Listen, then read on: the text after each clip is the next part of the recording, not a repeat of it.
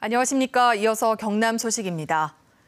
이번 지방선거에서 선거 사범이 전체적으로 줄어들었다고는 하지만 시장군수 선거에서 크게 달라지진 않았습니다. 고소 고발이 잇따라 선거 이후에도 후유증은 이어지게 됐습니다. 보도에 손원혁 기자입니다. 김해 시장 선거 과정에서는 허성곤 후보 측이 한 향후에 금품을 제공했다는 의혹이 제기됐습니다. 지난 2016년 재선거 때 일입니다.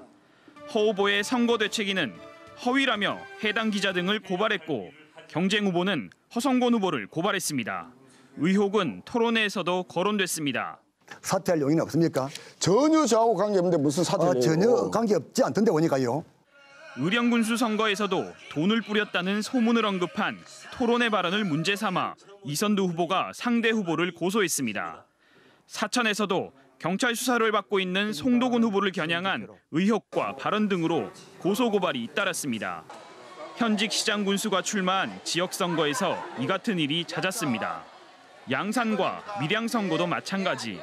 박 후보가 공포한 3조 4천억 확보라는 것은 분명히 허위사실입니다.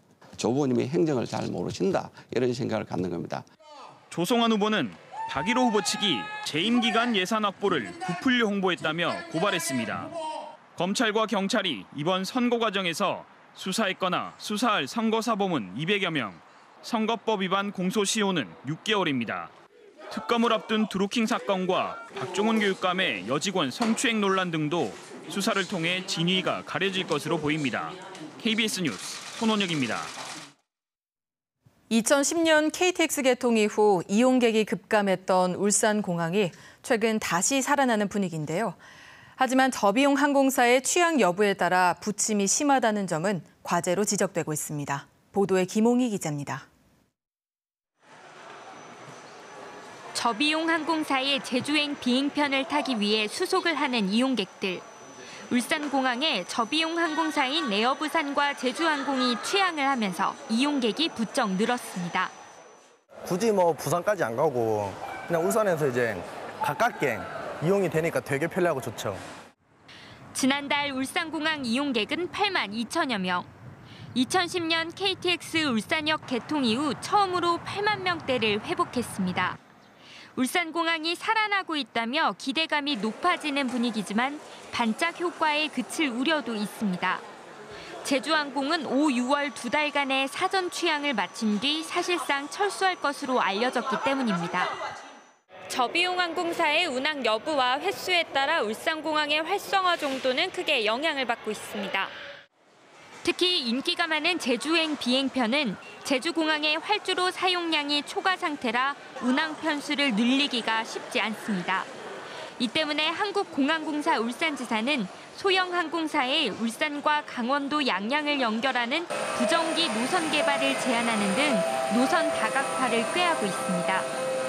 저비용 항공사의 운항 여부에 따라 일희일비하는 상황에서 울산공항 활성화를 위한 대책이 마련될지 주목됩니다. KBS 뉴스 김홍희입니다. 다음은 경상남도와 자매결연을 맺고 있는 일본 야마구치현에서 보내온 뉴스입니다. 대형 크루즈선이 일본 시모노세키 항에 정박했다는 소식 등을 이하롬 아나운서가 전합니다. 동아시아 최대 규모의 크루즈선이 시모노세키 항에 도착했습니다.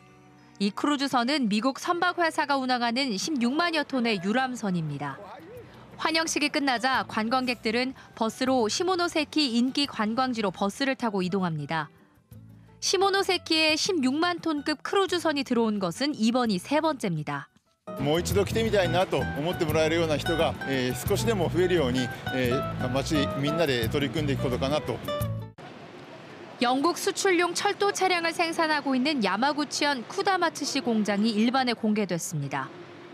이 공장에서 생산한 철도 차량은 지난해 10월부터 영국 런던에서 지방 도시로 시속 200km 속도로 달리고 있습니다. 新幹線に代表されるようなですね、一番最高品質が求められる技術的なものをですね、この下松の地で作っているということをですね、小さな子どもも含めてですね、皆さんに住民の方に分かっていただきたいと。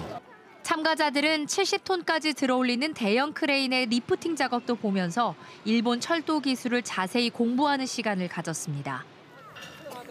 히카리시에서 초등학생과 유치원 아이들이 찻잎 따기를 체험하는 행사가 열렸습니다. 아이들과 지역 주민들이 2인 1조로 잎을 헤치고 가지 끝에 새 잎을 따는 요령을 배우며 찻잎 따기를 시작했습니다. KBS 뉴스 이아롬입니다.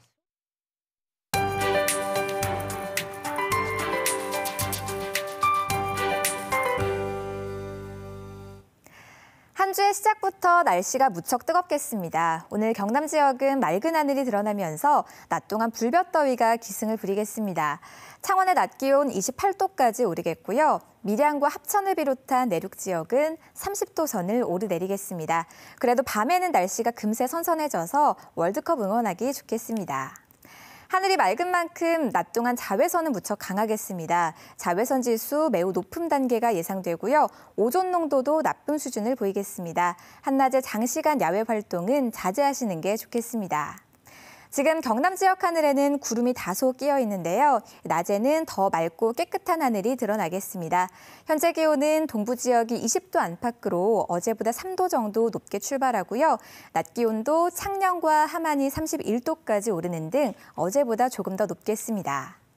경남 서부 지역은 거창 17도, 진주와 사천이 19도로 출발해서 한낮에는 29도 안팎까지 오르겠습니다. 오늘 바다의 물결은 모든 해상에서 잔잔하겠는데요. 당분간 해상에는 안개가 짙어서 주의하셔야겠습니다. 내일은 구름이 많아지면서 밤에 경남 남해안으로 소나기가 내리겠고요. 주 후반에 날씨는 더 더워지겠습니다. 기상정보였습니다.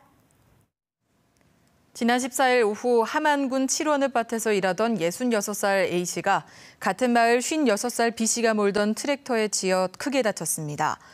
오씨 가족은 사고 직전 서로 실랑이가 있었고 B씨가 위협적인 말을 한 것으로 볼 때 고의 사고라고 주장하며 경찰이 일반 교통사고로 처리를 하려 한다는 항의글을 청와대 홈페이지에 올렸습니다. 논란이 일자 함안경찰서는 교통조사계에서 수사과로 사건을 넘겨 고의성이 있었는지 등을 조사하고 있다고 밝혔습니다. 지역별 소방서에서 화재 안전 특별조사를 함께할 시민참여단을 오는 20일까지 공개 모집합니다. 소방당국은 화재 안전 특별조사 대상 건축물의 특성에 따라 어린이와 여성, 장애인 등 다양한 국민의 눈높이에서 화재 위험과 피난 장애 요인을 조사하기 위한 것이 취지라고 설명했습니다. 시민조사참여단은 다음 달부터 연말까지 활동하며 소방당국은 화재 안전에 관한 시민 의견을 수렴해 정책에 반영할 계획입니다. 지난 겨울과 봄철 저온으로 인한 과일 낙과 피해가 이어져 생산자 단체가 정부 지원을 촉구했습니다. 농협 사과 전국협의회 등 6개 과수류 생산자 단체는 농업 재해대책법에 의한 피해 지원은 제한적이어서 한계가 있다고 주장했습니다. 지난 겨울 한파에다 이른 봄 개화기 저온이 이어지며 과일 열매가 노랗게 변하고 씨방이 말라 떨어지는 피해가 확산되고 있습니다. 창원대학교가 직접 사업을 펼칠 수 있는 산학연 협력 기술지주 회사 설립을 교육부로부터 인가받았습니다. 기술지주 회사는 대학이 가진 기술을 바탕으로 수익을 창출하는 회사입니다. 창원대는 올해 빅데이터 기술을 이용해 스포츠 구단과 선수 관리 프로그램을 개발하는 회사 설립을 시작으로 앞으로 6년 동안 회사 10개 설립을 목표로 하고 있습니다. 지금까지 경남 소식이었습니다.